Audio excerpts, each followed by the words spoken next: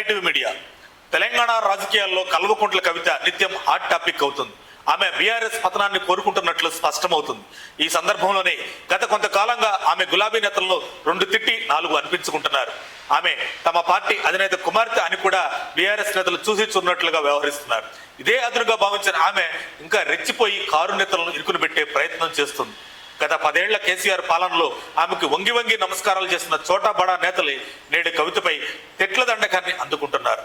BRS నుంచి suspension కు గురైన తర్వాత కల్వకుంట్ల కవిత ప్రజా సమస్యలపై స్పందిస్తే బాగుంటుందని, కానీ కేసీఆర్ నాయకత్వంలో పనిచేసిన ఎమ్మెల్యేలు మంత్రులపై తీవ్ర విమర్శలు చేస్తుంటే అది కేసీఆర్ పాలనపైనే పడినట్లు కాదా అని గులాబీ పార్టీ నేతలు కవితను ప్రశ్నిస్తున్నారు. ఆమె ప్రస్తుతం రాష్ట్రంలో ఉన్న ప్రజా సమస్యలను కూడా ఆమె ప్రస్తావించవచ్చు, కానీ స్థానిక సంస్థల ఎన్నికలు జరుగుతున్న సమయంలో బీఆర్ఎస్ నేతలపై ఆమె విమర్శలు చేయడం ఇప్పుడు కారు పార్టీకి ఇబ్బందికరంగా మారింది. అందుకే ఇప్పుడు సహనం కోల్పోయిన కారు నేతలు ప్రతిదాడి చేస్తూ కర్రు కాల్చి కవితకు వాతలు పెడుతున్నారు. కవిత 2 విమర్శలు చేస్తే బీఆర్ఎస్ నేతలు మాత్రం తగ్గకుండా పూర్తి స్థాయిలో కవితను కార్నర్ చేస్తుండడంతో గులాబీ పార్టీ అభిమానులు లోలోపల బాధపడుతున్నారు.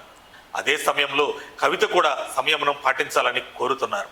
ఇటీవల మాజీ మంత్రి నిరంజన్ రెడ్డిపై కవిత హాట్ గా విమర్శలు చేయడంతో ఆయన లిక్కర్ రాణి అంటూ వ్యాఖ్యానించారు.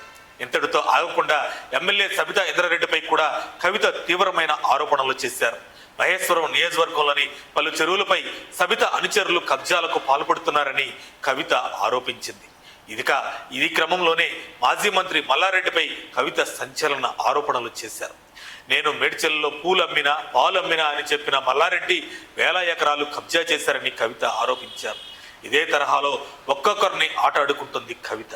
ఇక తాజాగా కూకటపల్లిలో తిరుగుతూ బీఆర్ఎస్ బీటీం యూటీం అంటూ ఎమ్మెల్యే మాధవరం కృష్ణారావు కవితపై తీవ్ర స్థాయిలో విమర్శలు చేశారు.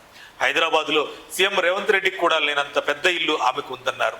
గత కేసీఆర్ పాలనలో బెదిరించి డబ్బులు వసూలు చేయడం కవితకు అలవాటు అని, ఈ 4 రోజుల్లో ఎవరెవరికి ఫోన్లు చేశారో తనకు తెలుసునని కవితను బ్లాక్మెయిల్ చేస్తున్నాడు ఎమ్మెల్యే మాధవరం కృష్ణారావు.